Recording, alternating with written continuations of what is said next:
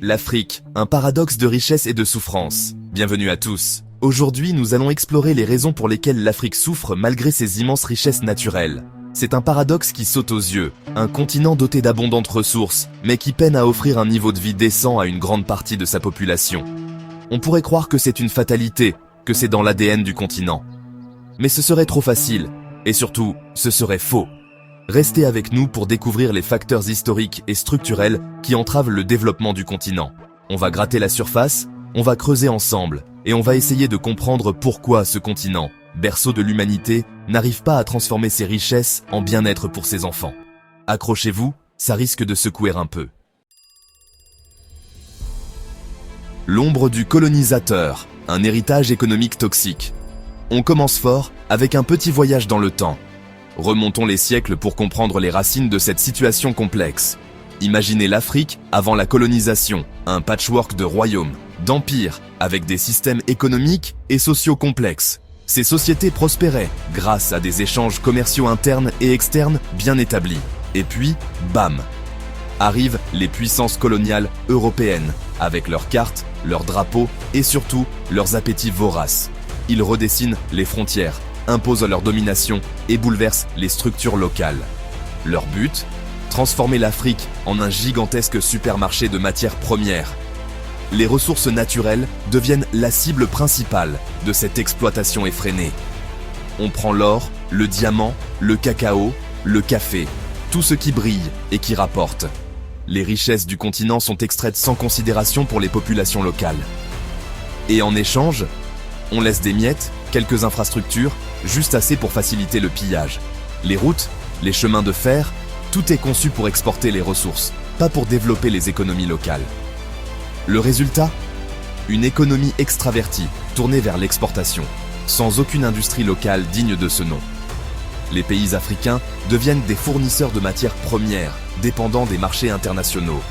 Les Africains deviennent dépendants des produits manufacturés venus d'Europe, coincés dans un cercle vicieux de dépendance économique. Cette dépendance freine le développement de l'industrie locale et maintient le continent dans une position subordonnée. Et le pire, c'est que cet héritage colonial, il est toujours là, comme un mauvais esprit qui hante le continent. Les structures économiques mises en place par les colonisateurs continuent d'influencer les économies africaines.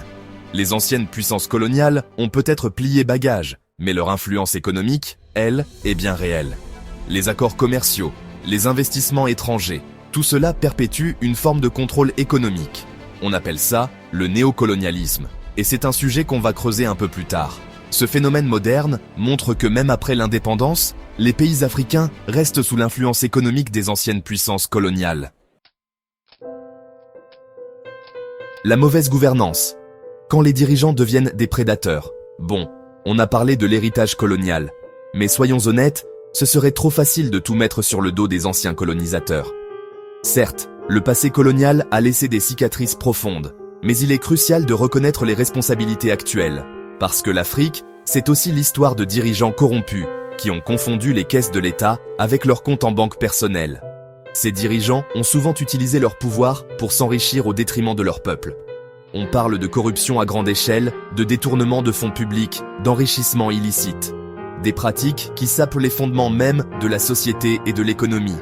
Des sommes astronomiques qui auraient pu servir à construire des écoles, des hôpitaux, des infrastructures, finissent dans des comptes offshore ou dans des palaces clinquants. Ces ressources détournées privent les citoyens des services de base essentiels. Le pire, c'est que cette corruption, elle gangrène tout le système. Elle s'infiltre dans chaque recoin de la société, rendant toute réforme difficile. Elle décourage les investisseurs étrangers, elle alimente la méfiance envers les institutions et elle empêche tout développement économique durable. Les investisseurs hésitent à s'engager dans un environnement aussi instable. Et le peuple dans tout ça, il subit. Il endure les conséquences de cette mauvaise gouvernance, souvent sans espoir de changement. Il est pris en otage par une élite prédatrice qui se gave sur son dos. Cette élite vit dans l'opulence tandis que la majorité lutte pour survivre. C'est un cercle vicieux où la pauvreté engendre la corruption, qui elle-même entretient la pauvreté. Pour briser ce cycle, il faut une volonté politique forte et des réformes profondes. Les marionnettes du pouvoir, ingérences étrangères et jeux de pouvoir. On a vu l'héritage colonial, On a parlé de la mauvaise gouvernance, mais ce n'est pas fini. L'Afrique, c'est aussi le terrain de jeu de puissances étrangères, qui tirent les ficelles dans l'ombre. On parle d'anciennes puissances coloniales, mais aussi de nouveaux acteurs, comme la Chine, la Russie ou les États-Unis. Leur objectif ? Défendre leurs intérêts économiques et stratégiques, sécuriser des ressources naturelles et étendre leur influence géopolitique. Et pour arriver à leur fin, tous les moyens sont bons. Soutien à des régimes corrompus, financement de groupes armés, ingérence dans les élections, pression économique. Le résultat ? Des pays africains transformés en pions sur un échiquier géopolitique où les intérêts des populations locales passent au second plan. C'est le néocolonialisme en action, une forme d'exploitation plus subtile, mais tout aussi dévastatrice. Chapitre 4. Le chaos et la désolation. Conflits et instabilité. Un frein au développement. Difficile de parler de l'Afrique sans évoquer les conflits qui la déchirent. Ces conflits, qu'ils soient armés ou politiques, ont des répercussions profondes sur le développement du continent. Guerres civiles, coups d'État, conflits ethniques ou religieux, le continent est malheureusement coutumier des violences.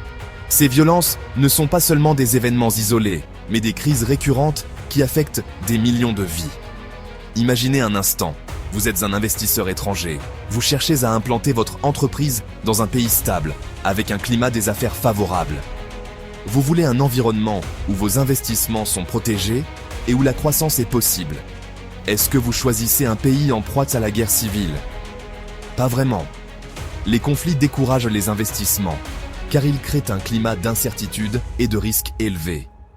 Les conflits, c'est le meilleur moyen de faire fuir les investisseurs, de détruire les infrastructures et de plonger les populations dans la misère. Les routes, les écoles, les hôpitaux, tout est détruit, laissant les communautés sans ressources essentielles. C'est un cercle infernal. La pauvreté et l'instabilité nourrissent les conflits, qui eux-mêmes engendrent plus de pauvreté et d'instabilité. Les jeunes, sans emploi et sans espoir, sont souvent recrutés par des groupes armés. Et le pire, c'est que ces conflits, ils sont souvent alimentés de l'extérieur. Les puissances étrangères, en quête de ressources ou d'influence, n'hésitent pas à intervenir. On l'a vu, les puissances étrangères n'hésitent pas à jouer avec le feu, à soutenir des groupes armés pour défendre leurs intérêts. Ces interventions exacerbent les tensions et prolongent les conflits, rendant la paix encore plus difficile à atteindre. Chapitre 5. Prisonniers de la dette, dépendance économique et cercle vicieux. On a parlé de l'héritage colonial, de la mauvaise gouvernance, des ingérences étrangères, des conflits.